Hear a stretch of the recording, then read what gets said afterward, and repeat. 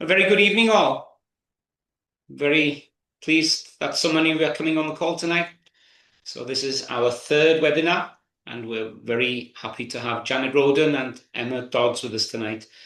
Some of you may have sat in on the Breed for Change. We've been doing the updates on these. We did one last year. But as we get to the end of the project, which will be in June this coming year, June 26, obviously, we have lots of data and lots of outcomes and stuff that's really quite important to share with the industry. So we're really delighted to have the two with us this evening. It's the usual format. Those of you that have been before on it, sit at home, relax, have your brews, have your dinners. We can't see you, but obviously you can see us, so we have to be on our best behavior. There is at the bottom of the screen a Q&A button, so please, if there are questions as we go, please type them in there, and we'll make absolutely sure that we bring them up, or we'll answer them either directly or we'll ask the panelists to answer as we go. So yeah, we'll make sure we've got everybody covered. This is being recorded so that it is there as an asset for people that haven't been able to make this evening. People will be watching it, and we do find that we get quite a lot of people watching them in a few days or a week's time. So they'll be sitting up. You will get the recording sent to you tomorrow, and then people that have registered or others can get into them. So without further ado, we're going to get into it as usual. So no fuss and bluster. So we're going to start off with our own Janet Roden, geneticist, and Janet's going to lead the evening for us. So over to you, Janet.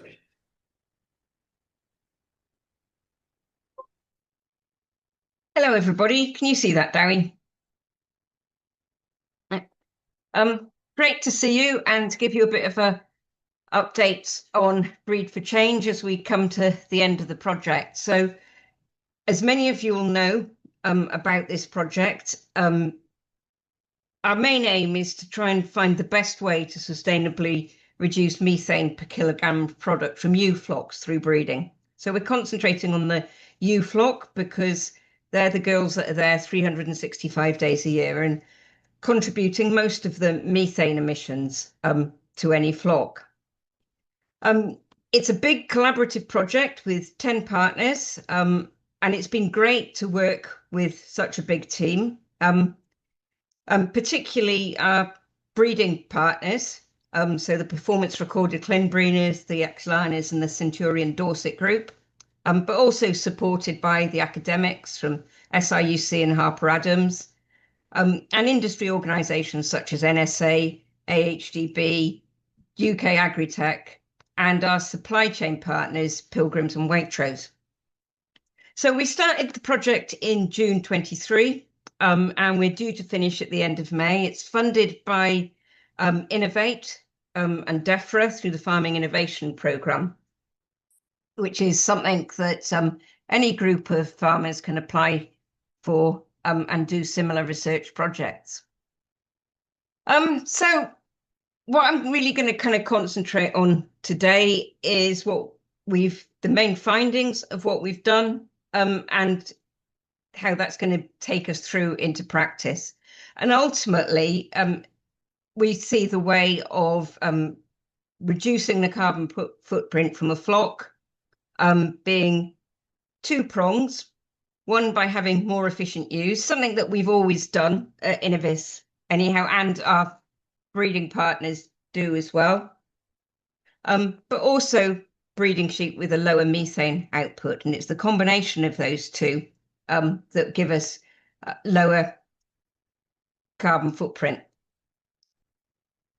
So that led to us to a series of questions that we really wanted to ask about that. So, are there things that we could do better to breed more efficient ewes? And one of the things particularly that we've concentrated on in that aspect in this project is the parasite resistance element, where building up data and understanding relationships with other traits will help us do that better. Also, ewe weight and body condition score. We've also asked lots of questions about that new aspect, that methane output of the ewes. So how do we measure it? Is there variation in it? Why do sheep vary? Is it something we can breed for? And of course, fundamental to us to actually taking this forward into a breeding strategy is understanding the relationships between those traits, the traits that make more efficient ewes and the methane traits. So we've been doing lots of work in this area to try and answer some of those questions. And then ultimately, we need to know how we balance those two elements of getting a lower carbon footprint when we choose breeding stock. And that's what Emma's been concentrating on, and she's going to talk about her work in that area later on. So if we go straight to methane, that new trait that we had to get to grips with in this project. So one of the challenges in a project like this is to get sufficient data on a new trait to not only fully understand it genetically, but also understand its relationship with other traits. So we set out from the beginning to get a lot of measurements of methane from lambs and from ewes. So to date, well, this is actually slightly out of date because I haven't taken into account what Miriam did last week. But up to last week, we'd done nearly 19,000 measurements on just over 13,000 animals across all the breeds involved in the project. So we've got a really good spread of breeds there. From the hill with our Innovis Cheviot, the other Innovis maternal breeds, the Clin, the Exlana, and the Pole Dorset. Still a few more to do, as you can see there, but we're going to end up having measured somewhere over 13,500 animals. So getting a really good understanding of that methane trait across a lot of breeds. As many of you will know, we measure it using our pack trailer, portable accumulation chambers, which we can take from farm to farm. And you can see it on the road here. The really clever bit of kit, in a way, is the Eagle Analyzer, which measures the gases that accumulate in the chambers. And the most important bit of it all is our brilliant technicians, such as Miriam and Kate here, who are doing those measurements. And Kate here is measuring plate metering pasture, because having a measure of the pasture the sheep are on when we do those measurements is also quite important. So that's been quite a big part of what we've measured because it's a new trait we've had to look at. What have we found? Well, we find that there's lots of variation in the methane output of lambs within the same management group, within the same flock. So they've been reared together, measured together. We take particular care that they've been managed identically in the 3 weeks before the methane measurement, but there still remains a lot of measurement. So if we take the kind of lowest 20% in the flock, they have a methane output that's about 15% lower than average. The highest 20% have a methane output about 15% above average. So, you know, a 30% spread there. Really big variation in methane, even if we've kept feed, everything else as equal as we can.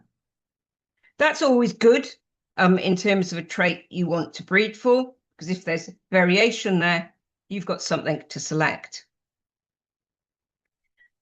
When we look at the genetic element of that variation, that's relatively small once we've taken live weight into account.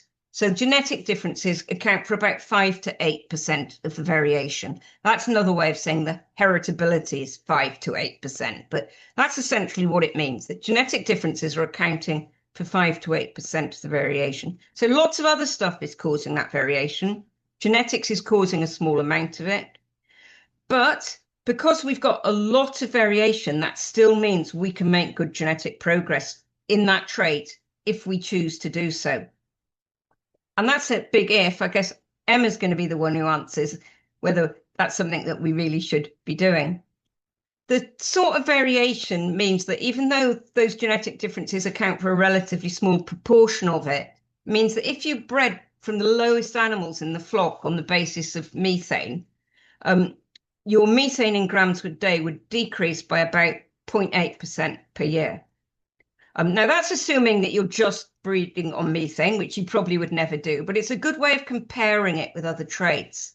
And the comparable figure for something like muscle depth, which we know we can change through breeding, and we see the effects of that very visibly in our sheep, that works out at about 0.9% per year. So it's certainly a trait that we know we can make progress through selecting the lowest methane emitting animals if we choose to do so. So we've got a lot of information in terms of methane. Every animal that's been through the pack chambers has also had a DNA sample taken, and a lot of their relatives have too. So we're now in a position where we'll very, very soon have a genomic breeding value, an estimated breeding value and a genomic breeding value for sheep within our recorded populations to give us an idea of their methane output.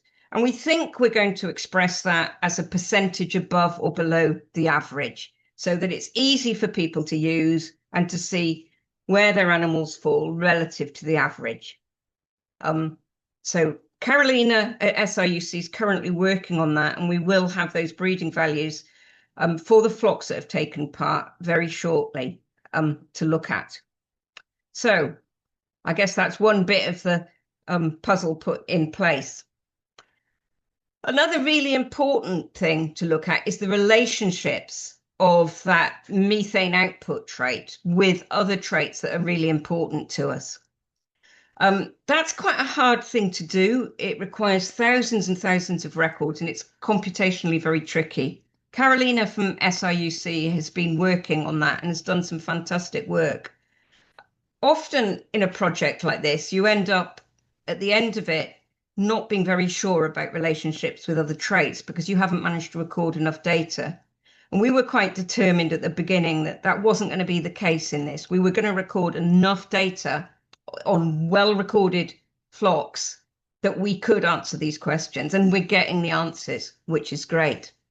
So it's a work in progress, but the answers we have so far is that in terms of genetic relationship with lower methane, we're seeing a very weak relationship that suggests animals with lower methane are genetically tending to have lower worm egg counts, which is good news. No relationships at all we're seeing with 8-week weight or ultrasonic fat depth, which from a point of view of selection is actually good news as well, because it means selecting on one thing's not going to change the other. We're seeing that the sheep with lower methane are genetically also tending to have a slightly higher scan weight and a bit of a stronger relationship in terms of muscle depth. So they're growing a bit faster and they're a bit better muscled. So all in all, that's all good news. There's nothing there that's bad news for us so far. So basically what that's telling us is breeding from animals that naturally produce less methane's unlikely to reduce our rates of progress in other lamb traits that we're interested in. So it's not going to hold us back. The relationships that we are finding are tending to be helpful. So what we're doing in terms of selecting for lower egg count, higher scan weights, muscle depth, is naturally reducing methane, and vice versa. If we want to select for lower methane, it's also going to help those traits. We're now working on the maternal traits, which are obviously really, really important in our maternal breeds.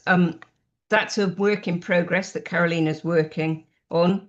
But because we've done this in populations that are very well recorded over a number of maternal generations, we've got good data structure and should be able to do that. So we're hoping that Carolina will have some answers for those very soon. It's something she's currently working on.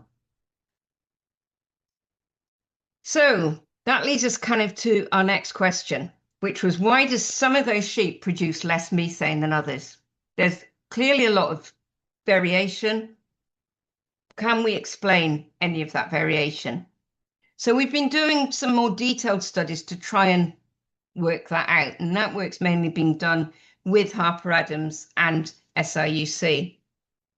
So one of the things we're asking is, are there differences in feed efficiency? We kind of expect there to be. It kind of makes sense that there would be, but we wanted to look at that and see for ourselves. Other people have found differences in the size of rumen, with sheep that produce lower methane per kilogram dry matter tending to have smaller rumens. So that again is something we wanted to look at by CT scanning sheep. And the third kind of area here that we want to look at is, were there differences in the rumen microbiome of these lambs that we could relate to those differences in methane? So we've been doing a lot of work in this area and got a lot of data to look at, which is still being analysed, and we're still collecting data. So we still have some lambs on feed efficiency, and they will be CT scanned at the end. And we did our last batch of rumen sampling last week. John from SIUC sent those off to AgResearch this morning in New Zealand. So we'll be getting results from those in about 6 weeks' time. So if we look at those in a bit more detail, first of all, the feed efficiency. And Nicola Lamb from SIUC has been working with us on this and analysing the data. Also, Elsa from SIUC has been helping us collect the feed intake data using the automatic feeders. So far we've measured 590 lambs, and there are 120 ewe lambs that are currently on their third week of trial. We do a 6-week measurement period of the feed intake, feeding them grass nuts so that we can control intake and measure intake. It takes a bit of doing to get our sheep who've been only ever seen the green stuff outside to eat grass nuts, particularly the ewe lambs who are quite shy feeders. So we have a 3-week training period before, and there's quite a dropout of lambs in that period that just won't take to either the grass nuts or putting their head into a bunker with an automatic door. But we've ended up in all our trials with about 115 to 120 lambs in each batch. So we've collected quite a lot of data. So what have we found? So within breeds, the lambs that we classify as most efficient on trial are eating about 1/4 kilo in terms of dry matter less per day, but grow at the same rate as the inefficient lambs. So there's quite a lot of variation there. You know, some lambs are eating less to do the same. And obviously that's important and interesting. So far, we haven't found any differences in methane output that are related to their feed efficiency, or the way we're measuring it is the residual feed intake, how much feed's required to achieve the same growth. We expected to see some differences. We haven't. And I think it's something that whenever we look at the feed efficiency and the methane data together, or whenever we look at research other people have done, everyone's conclusion seems to be, it's complicated, isn't it? We haven't quite untangled those complications at this stage at the moment. But as we get that last batch through, we'll have a more complete data set, and Nicola will be working hard to see if we can untangle it a little bit more. So it's very much watch this space on feed efficiency. We don't have any clear messages at the moment, other than that there's differences between sheep in it, which we'd expect. Something that might be of interest to you is differences between our Innovis maternal breeds, which have been going through this. And generally, we're finding, generally consistently over the trials, we're finding that in this situation on grass nuts indoors, you might be surprised, or you may not, that the Cheviot and Highlanders are tending to come out as being more efficient, having lower residual feed intake than the Aberfields and the Abertechs on trial. So that in itself is quite an interesting observation. So watch this space on feed efficiency. What about rumen volume? So rumen volume we're measuring by CT measurements of lambs. We've measured 715 lambs so far, and another 115 or so, 120 will be scanned in March through the CT unit at Edinburgh with Kirsty and John. They get a measure of the rumen volume. You can see a picture of one here. And Nicola has analysed that data, but we've been really fortunate in this particular case to be able to combine data not only from our project, Breed for Change, but also with the work that's been done through Welsh Sheep Genetics Programme, that have been CT scanning lambs and also doing pack measurements on them, Truggusk in Ireland, and SRUC's other research projects. So between those 4 projects, there've been about just over 3,000 animals measured through the CT scanner, and that also have a methane measurement or a methane measurement on closely related animals, so that we can look at those relationships. And it's been great to be able to combine data over those projects and get a much more larger, robust data set to look at this in. It also means we've represented a lot of breeds in that, 18 breeds in total represented. Now, what Nicola has shown in that analysis is that rumen volume is variable. It's really variable. So our lambs average rumen volume of about 7 litres, but we have some down at 2 litres. We have some up at 12 litres. It's incredibly variable among them. It's related to live weight. The bigger the lamb, the bigger the rumen. But even when you take that into account, there's still variation, and it's heritable variation. So there's genetic differences that are driving that variation as well. If we look at the relationship between rumen volume and methane, we find a genetic relationship, or Nicola's found a genetic relationship, such that the animals with a genetic tendency to lower methane in terms of grams per day output are also tending genetically to have smaller rumens. So something that other people have found, but that's standing out as being very clear in our data set as well. I guess what we don't know, and it kind of poses the question, is, okay, so they've got smaller rumens. Is there an association between the rumen volume and ewe performance and longevity? And I guess until we really know that, we're in a little bit of a situation as we're not quite sure what to do with this. But I guess we are sure what to do with it. It's important information that we know. We know, and Emma is going to talk about the selection index later, that in any selection index we use, we're always going to be selecting for the productivity of the ewes. So this genetic relationship, I guess at worst, could slow us down a little bit. But it's just something that we need to do a little bit more work on to establish those relationships between methane, rumen volume, and actual ewes performance, particularly on lower quality pastures, where traditionally we would expect a larger rumen to be favourable. So that's something that we need to do. And finally, bringing you to the rumen microbiome, and Joanna Lima has been working on this. She joined me for the webinar on Breed for Change last year and has been doing some fantastic work on this. So we've collected just over 1,100 rumen samples so far from grazing lambs, all taken immediately after a pack measurement. So we have a very close in time methane measurement to relate to those.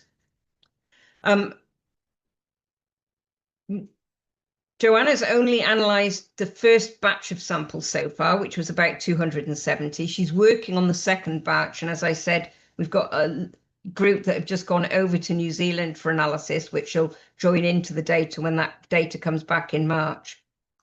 So far, that preliminary analysis, she's looked at the number and abundance of rumen microorganisms in those samples, so the bugs in the rumen. She's concentrated on 309 microorganisms that were present in more than 90% of the lambs at a reasonable abundance. So she's concentrating on the most important. There were thousands there, but those are the most abundant. I mean, she's found some quite clear and interesting patterns. So in terms of the variation in methane, looking at those microorganisms and the abundance of different species of microorganisms was explaining between 66 and 73% of the variation in methane. So very clearly, as we might expect, it's differences in that microbiome are driving differences in methane. Now, that's interesting because we know from work in beef cattle that we can breed on the basis of an animal's microbiome to reduce methane. So we'd expect exactly the same to be in sheep, but that's something that Joanna will be looking at to see how strongly the host's genetics are helping control that microbiome. Interestingly, in terms of individual microbes that she can identify and say, this is associated with lower methane, a number of those are exactly the same ones as they're identifying in beef cattle. So the results are proving to be, so far, reasonably consistent with the work from beef cattle. And it's, again, nice to be able to draw off Joanna's expertise in that area to be able to bring to this work in sheep. So this is a really interesting area. We've only got preliminary results so far, but it's looking very promising for the future. So that's a little bit of a taste of what we've found so far. Lots of data collected and lots of work going on right now to analyse it. So more and more things will come out between now and the end of the project. So kind of where we are in terms of more efficient use, we've collected a lot more data on FEC and IgA and are in a position to have genomic breeding values for those. So that's going to help us there with all the other traits that feed into more efficient use. We're getting a much better understanding of the relationships between those traits and between those traits and methane output. We know we can measure methane. We know there's lots of variation in it. We're at the point of getting breeding values and genomic breeding values for it. And we're beginning to unpack some of the reasons why sheep vary. I think we might end up on that with lots of questions, but we will have answers to some of the questions as well. So that kind of leads us in terms of putting that into practice of how we actually build all that into something that we can use to choose breeding stock. And that's where I'm going to hand over to Emma.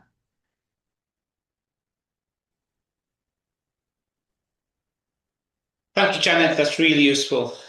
Just before we go over to Emma, there's just a couple of questions in relation to some of those slides. And one specifically, Janet, is how transferable do you think the feed conversion on grass nuts is to a grazing situation? That's always a difficult one, isn't it? I guess in an ideal world, we would measure in a grazing situation. But actually measuring feed intake at grass is incredibly difficult, particularly on a meaningful number of animals for genetic evaluation. Mm-hmm. Because that was a question for us, Harper Adams are actually doing a trial, which they'll be starting fairly soon, where they've taken measurements on lambs using grass nuts, and they're then going to put them out to grass and do measurements at grass on them to see how they relate. So we are checking that out. Suggestion from cattle is that it does actually relate fairly well. But of course, cattle are different to sheep. So we don't have an absolute answer to that. But we are doing some work to try and address it. Okay. And on the same note, really, I've got a question of how expensive is this to collect? Is it an expensive are these expensive traits to gather, specifically the feed conversion? Yeah, the feed conversion efficiency is a very expensive trait to collect. So in terms of all the things that we measure at Innovis, and we measure a lot of things, we see T-scan, blah, blah, blah, blah. We do lots of them. It is like way more expensive than anything we do. Probably 3 times as expensive as any other trait that we measure. So it is an expensive trait to collect. Which is why I suppose not that much has been done on it in sheep in the UK or globally, really. Yeah, absolutely. Absolutely. I think that's the case. But it's also why being able to use genomic breeding values for traits like that is also really important. Okay. So that the money invested in measuring a smaller number of animals, that benefit can be transferred to a much bigger population if you've got those genomic breeding values and those full genomic profiles. And I guess Okay, that's the same for, traits like CT scanning and methane measurements as well, but particularly so for feed efficiency. sure. And then last question on feed efficiency. It's obviously sparked a bit of interest for people.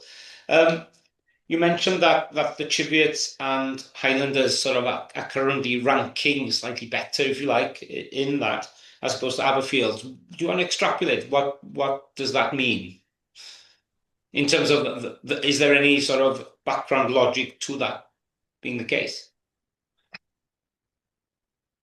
I'll be honest, I really don't. It's not what I expected. Hmm. Um, if we look at it logically, um, all all of the Innovis lines have been bred for the last 20 years on a forage-based diet. Yeah, Um, the constituent breeds that went into the Abertex and Aberfield probably were not pasture dominated before that, whereas yeah, the Highlander has been for donkey's years, as long as the Highlander exists and the breeds that went into it, and has the Cheviot. So there may be an element of just adaptation to eating that type of feed, whether it's dried grass or fresh grass, um, okay, that's greater in those breeds.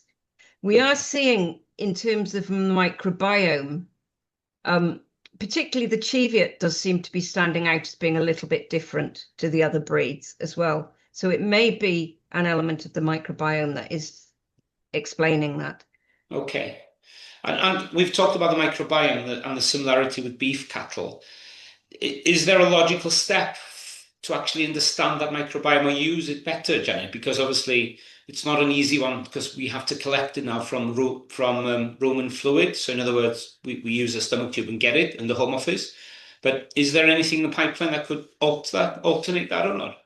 Yes, absolutely. So in New Zealand, they're at AgResearch, they're working on using a mouth swab to collect saliva. And although that doesn't give a full representation of the bugs that are in the rumen, they're working on an assay that will get close enough to that, and they'll be able to use that as a substitute for it. Now, that obviously would be non-invasive, it would be Yeah. cheaper, it would be easier to collect. So, and if that was available, we could see that becoming a really powerful tool. And as a group, we're working with that research scientists and closely towards trying to achieve that, I assume, in the future, yeah? Yes, that's right. Yeah, absolutely. I think there's a question there. Clive's obviously just missed a part of it in terms of what were the actual differences in the feed conversion, sorry, just to recap between the Chiviots and some of the other breeds. Clive being an avid Chiviot and Highlander And fan, Highlander, so yes. I'm I can't remember off the top of my head, and I'm not going to guess. So I can get back to Clive and let them know what they were, but I very can't tell good. you off the top of my head what the differences were. But in short, Clive, there was a slight benefit in the feed conversion efficiency of the Cheviot, followed by the Highlander, followed by our other breeds. And Janet's assumption there is, or hypothesis, because they've come from older, more grass-based systems, more evolved grass-based systems, that could have something to do with that in relation to their efficiency. So, which is good news really for some of the native breeds and all of this. And I think that's probably an important factor is that although Innovis and the breeds involved in here, like Slanners and everybody else, there are breeds involved, but the work we're doing is trying to apply to the whole industry. And there's some really important lessons here, isn't there, in how that goes forward. So, and that's probably an opportune time to move to Emma actually, because Emma's been sitting there quietly. So Emma's going to tell us how all of this can be put into sort of sensible selection processes, I hope, for people. Hi everyone, so hopefully you should be able to see my screen. Can you see that, Debbie? Yes, it's up now. So as Janet has said, the aim of the selection index is to bring all these traits that we're measuring, both new and existing traits together, to be able to rank animals on their breeding potential to reduce methane intensity on our maternal breeds. So methane intensity is the amount of methane produced per kilogram of carcass output. And we've wanted to select for methane intensity rather than total methane emissions output because we want to continue to produce a high quality product of continue that performance that British farmers are so passionate about producing. But we want to do it more efficiently rather than reduce the total output by just reducing production. So why do we actually want to reduce methane intensity?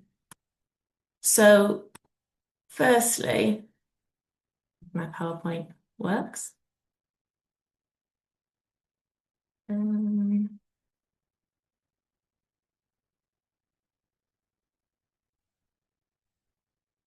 Which it doesn't look like it wants to. Just click back on the screen, Emma, to see if that'll help it. Just try and put it back up again. That might do it. Back on.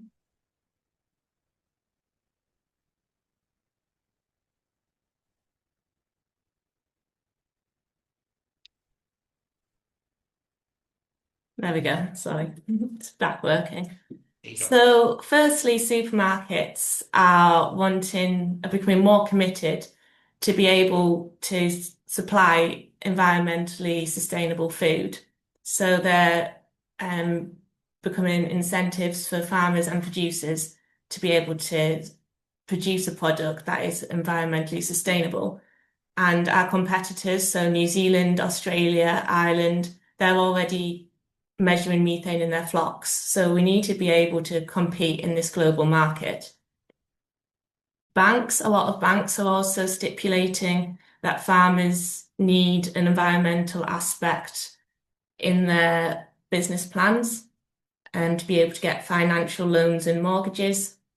Farm tenancies, very similar as well. Some landlords are wanting that commitment of environmental sustainability. But perhaps most importantly for the farmer at flock level is to be able to improve their production efficiency, which not only reduces your methane intensity, but also increases that profitability at flock level. So how do we go about improving production efficiency? And Janet's already talked quite a lot about this already, but it's all about that balance of your inputs and your outputs. So if you've got a healthy flock, so they're performing well, they're growing well, you've got a ewe that is maintaining condition, so she's not needing extra energy requirements to be able to get her back into that optimum condition. She's in the flock for a good number of years productively, and you haven't got a ewe of excess weight that isn't providing you any more output but has a larger maintenance requirement. So if we lower these inputs, we're lowering the total flock energy requirement, which lowers your enteric methane and also lowers your input costs. So if we then look at the outputs and we want a good lambing percentage, so we want to hit that sweet spot for your flock of the number of lambs born. We want them surviving well, growing on well to reduce those days to slaughter with a good carcass quality. So if we increase those outputs, we're getting higher returns. So it's a win-win if we be able to get that production efficiency, increase your financial benefits of your flock, whilst you're improving your methane intensity, lowering that environmental impact. So it's all about balancing both of the sides of that equation, which requires estimated breeding values of all the traits to be able to be balanced and put together into a selection index so we can be able to make reliable breeding decisions. So how is an index developed? So firstly, we look at all the traits that affect what we're wanting to improve. So in this case, methane intensity. So we take each of these traits and look at how each trait, a 1 unit change of each of these traits, impacts and changes methane intensity. So as an example, if we take the number of lambs born, how much is an increase of 1% lambing percentage going to then change methane intensity? So these are just example weightings, but it gives you an idea of the process. We then combine these weightings with heritabilities of the traits and genetic correlations of the traits. So looking at heritability, how much of that phenotypic variation is due to the animal's genetics that can be passed on to its offspring, and then combining that with genetic correlations. So how does each trait, the relationship of influence each other? And we can then get optimum weightings for each trait to produce a selection index, which we can then use to have a balanced relationship of all traits to be able to inform our breeding decisions. So development of the carbon model. So there's a lot of detail, as Janet's already said, about measurements of existing and new traits that are feeding into this. So as a bit of an example, we're looking at litter size distribution. So if you increase lambing percentage, how does that distribution of litter size change? So increase the lambing percentage, you tend to get more twins and triplets. And then the effect of those litter sizes on the pregnancy energy requirements of the ewe as it increases. And again, the relative change in lamb survival. So as litter size tends to increase, you often tend to get a bit of a reduction in that lamb survival of the larger litters. So all this needs to be taken into account with the lamb growth rates by their birth type and rear type, the days to slaughter, and also looked at the percentage of culls and casualties throughout the year of what the timings of these tend to be. Looked at the cull carcass weight estimate and also looked at ewe weight by age. And as part of the analysis, looking at the ewe weight by age in this Aberfield example, at pre-tupping weights at tupping your ewe lambs, the Aberfield was 43 kilos, where at 5-year-old, 75 kilos. So there's a 32 kilogram difference between a ewe lamb pre-tupping weight and a 5-year-old ewe pre-tupping weight, which obviously is going to have a big impact on her energy requirements. So modeling these level of detail of all these different traits into the model allows us to be able to get the most accurate result out. So as I've already said, it's all about the gross energy requirements of the flock. So if we know this, we can then predict the dry matter intake and get a methane conversion factor and a methane emission factor from this, which we can then use to calculate the total methane output. And then we take the carcass yield from the flock, which is comprised of both your prime lambs and your cull carcass value of your ewes. And we can divide then your total methane emissions by your carcass yield to get your methane intensity. So what's the effect of progress which we've already made in our maternal breeds? So this is an Aberfield example. So as Janet had said earlier, using the current selection indexes, we've already made a lot of progress in performance and that production efficiency. So in lambing percentage, we've actually increased lambing percentage in the Aberfield by 1.04% a year. And at the same time, we've decreased mature weight by 0.238 kilograms a year. So what does that look like in terms of methane intensity? So over a 10-year period, we've reduced the ewe weight of the Aberfield by 2.38 kilos. So if we look at the bottom blue bar, the methane emissions has been reduced by over 1% in that 10 years. And that's because you're not maintaining a ewe throughout the year that is needing more maintenance energy requirements, but isn't giving you anything extra back in return. So at the same time of reducing your ewe weight, which reduces your energy requirements, you also have reduced that carcass weight a little bit, which is why the output has slightly reduced of that ewe cull carcass. But the difference is offsetted by the decrease in methane emissions to have a negative methane intensity, which is what we're wanting to achieve. If we look in terms of lambing percentage, we've actually increased. Can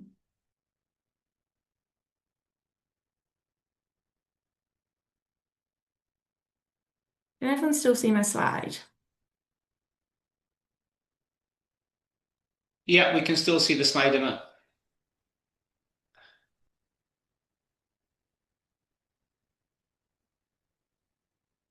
Do you want to reboot it again? Yeah, I'm not sure what's happening to this tonight. Otherwise, we'll play it we can play it from the main hub if you want.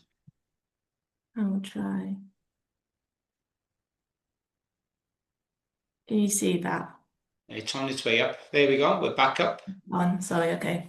So if we look at that in terms of lambing percentage, so we've actually increased lambing percentage by 10.4% in the Aberfield over 10 years. So that's a massive increase in output of your prime lamb. So over 140 kilos output extra a year of prime lamb. So unsurprisingly, that has increased methane emissions a little bit because you've got those extra animals on the ground. The ewe is requiring extra energy requirements during pregnancy.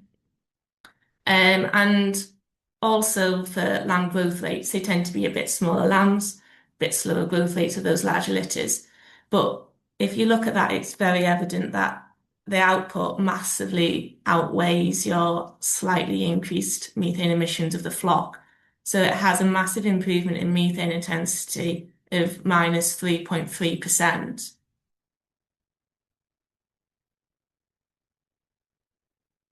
So if we look at the combined ewe weight and lambing percentage, if we assume all of the traits remain constant, you've got that added output, you slightly reduce your methane emissions, and your methane intensity has reduced over that 4-year period by over 4%. So what does that look like in terms of the flock at an annual basis? So that top tup represents an Aberfield performing at current performance. That bottom tup represents a tup performing at a performance of 10 years ago. So that top tup, it's got good lambing percentage, so has those daughters will have good lambing percentage. So those lambs are on the ground, good maternal ability to give those lambs the best start, good lamb growth and muscle depth, so they're growing on well, off farm, finishing quick with a negative ewe weight. So you're not having a ewe which is, again, costing that maintenance energy requirement, but not giving you anything back in return. So if there's 100 daughters of his in the flock, he's producing 4,222 kilos made up of your prime lamb and your cull ewes a year, compared to that bottom top of 4,138 kilos. But that top current performance is doing that on the same amount of feed. So not only are you getting more output, more profit, more return on the same amount of input, but you're actually lowering your methane by 3%. So massive in terms of that production efficiency. So if we look at that in terms of output, you've got that added lambing percentage of 1.4% a year, your added prime lamb output of 146 kilos, which based on last August prices is over £1,000 a year added income to your flock. Obviously, this is a maternal index, so we're wanting to look at your replacement females. So the daughters are going to have that good maternal ability with good lambing percentage, good longevity, being productive in your flock for a good number of years, and that reduced ewe weight for reduced maintenance. And most importantly, all these benefits and added output is being produced on the same amount of feed. So it's all about that input and output balance. So what will the new index look like for 2026 sales? So as Janet said, the project is completed in May. So we'll have the new Breed for Change Production Efficiency Index out by then. So it will be able to be used to select TUPs this year. The likelihood is we're going to use a star system, which is very similar to the Eurostar scale, where 1 star is the poorest, 5 stars the highest, and it will sit alongside the current maternal indexes. So for those of you that's already familiar of our catalogues at sales, you'll recognise this, but basically we'll just have an extra column at the side. So it's not an index that's going to affect the current grade, so your elites of your maternal index at the moment. It'll be a standalone index that sits alongside it, so people can make those choices based on whether they want to select the production efficiency.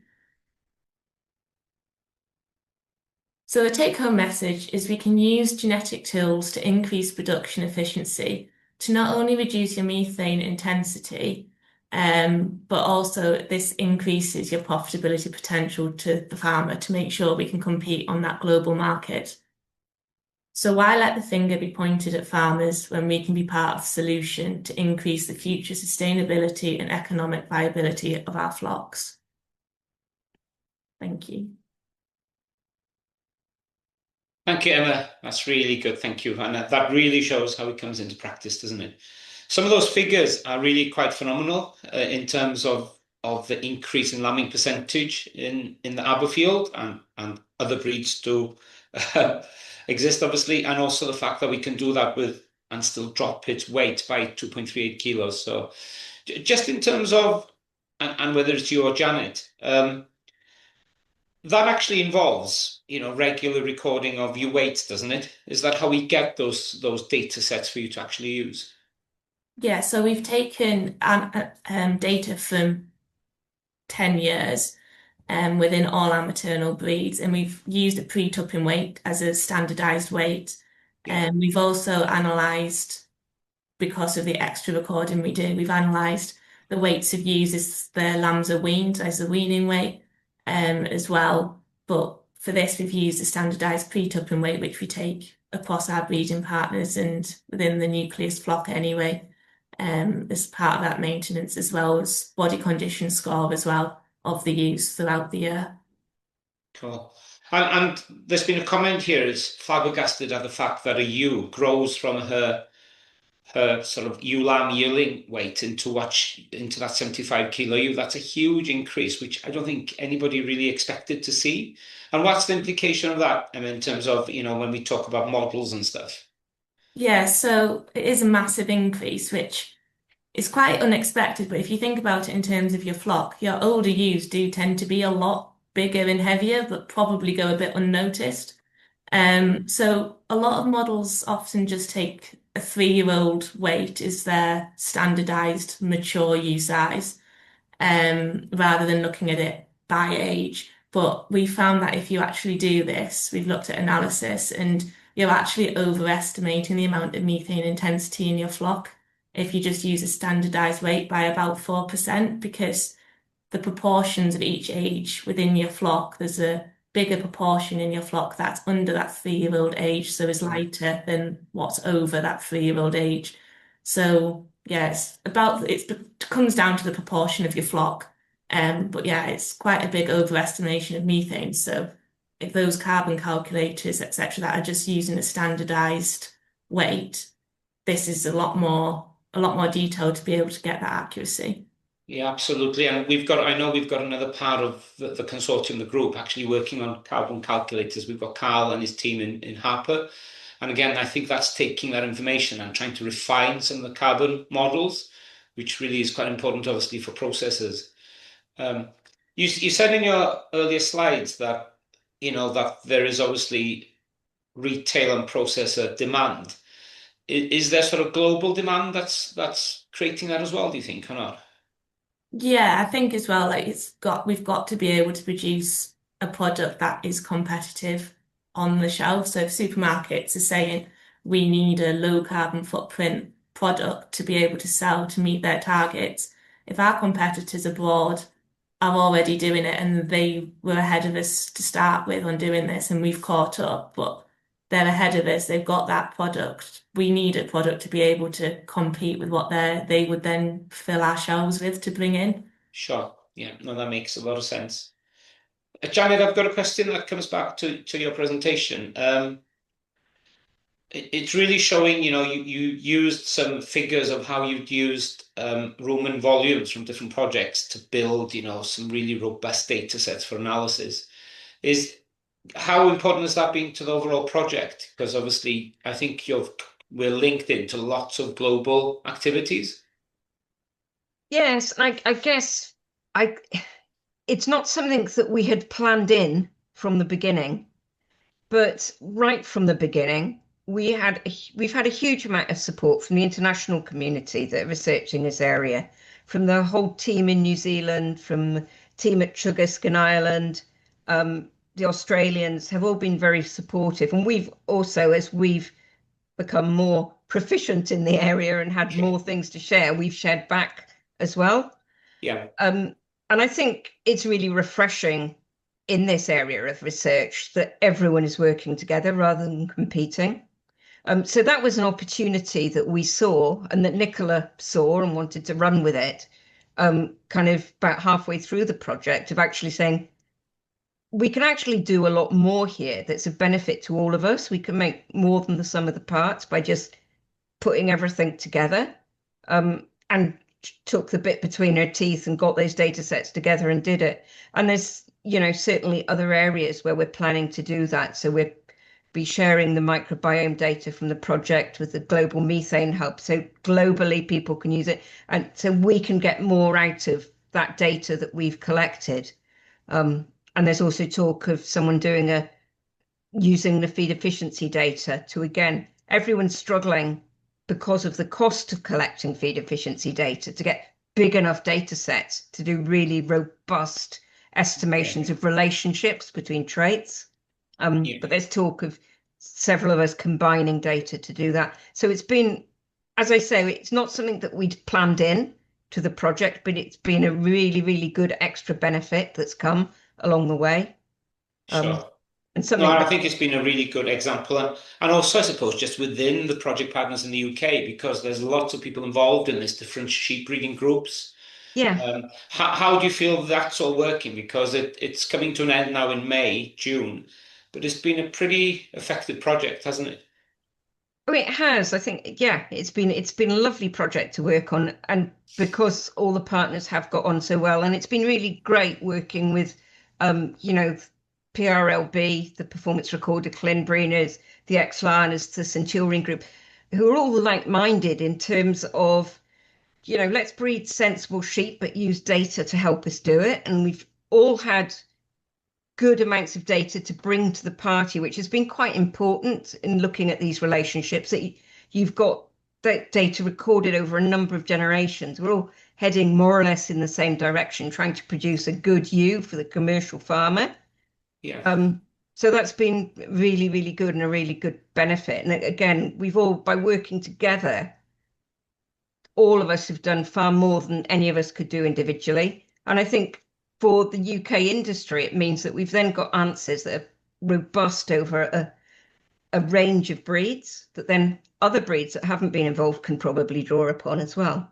Sure. And I know we've spent quite a lot of time and effort in making sure that we mitigate, we control any unintended consequences. What do you think those could have been in the project? Because there's been a few, hasn't there, where you've said, oh, we need to look more into this, so we need to dig further here.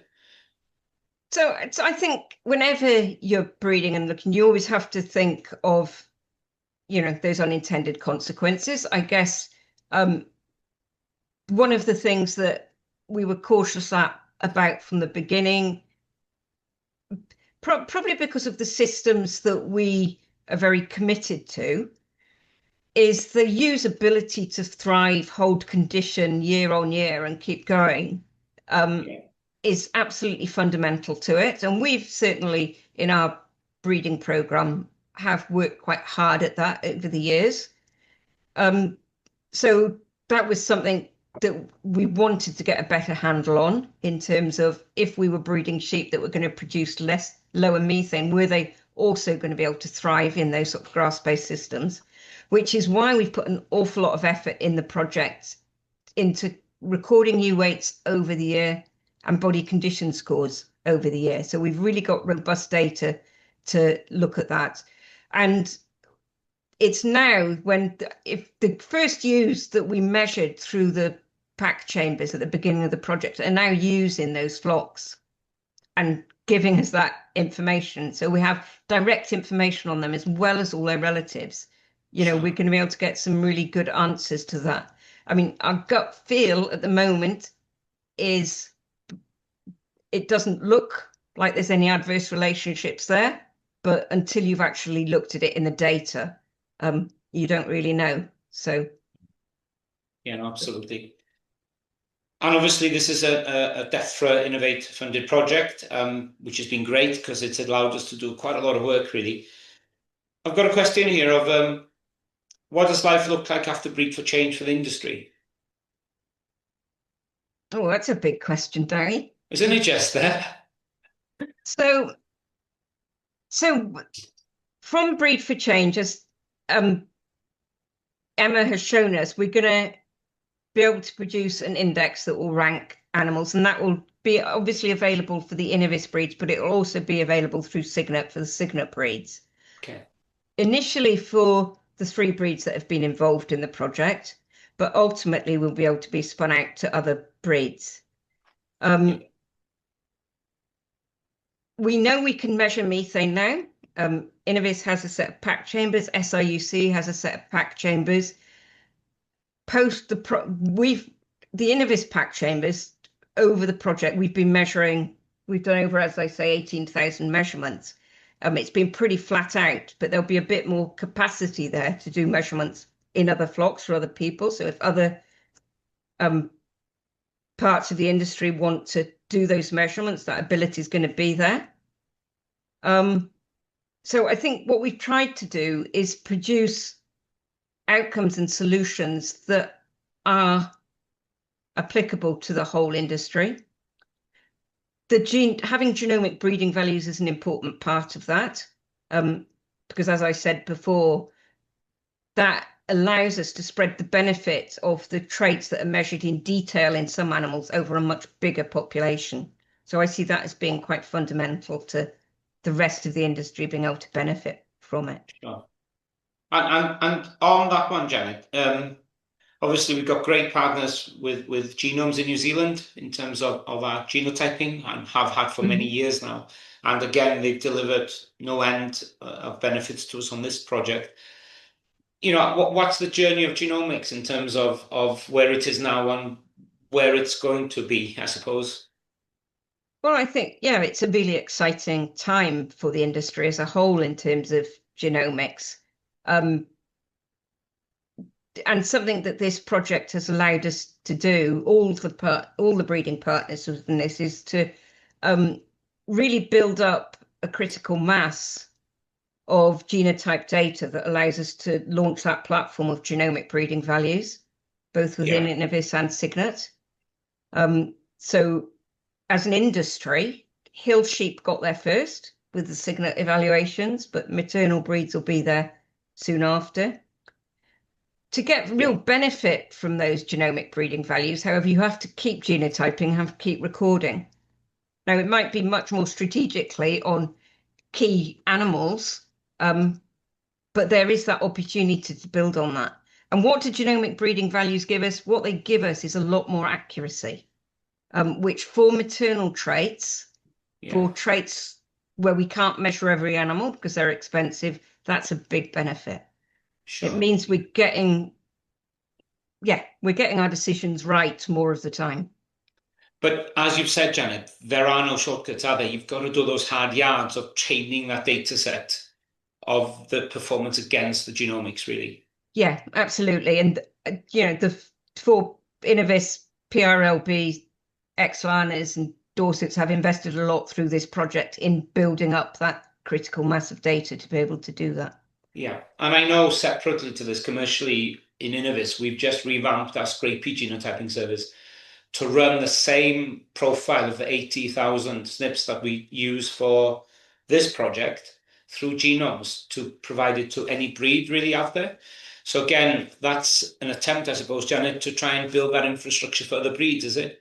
Yes, absolutely. So that more breeds and more breeders can benefit from this sort of project. Yeah. With a caveat, I suppose, that the genomics on their own, the genomes on their own, they need that data training set to go with it. So still need somebody doing the hard graft of doing the physical performance capture, doesn't it? Absolutely. Absolutely. You have to, I mean, your danger if you don't do that is that you change your sheep at the genomic level, and those relationships with performance that you thought you understood well have changed. Okay, and you don't know. Yeah, which makes sense, yeah. I've got a question here from Neil McCowan, who we all know very well, asking Emma, really. Emma, could you share with us your thoughts on the big 3 or 4 traits that will drive the emissions intensity index. So in other words, what are those big traits that are actually going to drive the index really? So I think probably as a sort of showed there was your lambing percentage is going to have a big impact because of that output to offset your methane emissions. You weight, I think, is another big one, purely because you don't want that excess energy requirements to maintain that ewe without getting anything back in return from her. And probably like maternal ability to have that lamb survival.